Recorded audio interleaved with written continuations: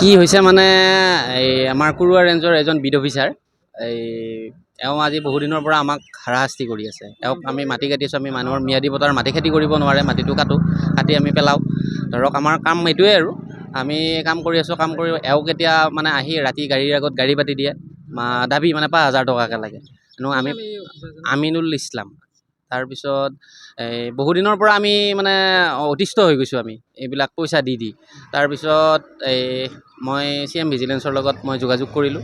যোগাযোগ কৰি তেখেতে মোক পৰামৰ্শ দিয়া মতে মই আগবাঢ়িলোঁ আৰু আগবাঢ়ি মাহিলী 30,000 টকাৰ মানে হেৰিত এওঁৰ লগত বন্দবস্ত হয় বিড অফিচাৰজনৰ লগত। আৰু আজি 5,000 টকা দিওঁতে আগধন হিচাপে 5,000 টকা দিওঁতে তেওঁলোকে হাতে লোতে কৰায়ত্ব কৰে। এইটো CM ভিজিলেন্স। হয়, বহুদিনৰ পৰা এইটো মানে অতিষ্ঠ হৈ গৈছোঁ আৰু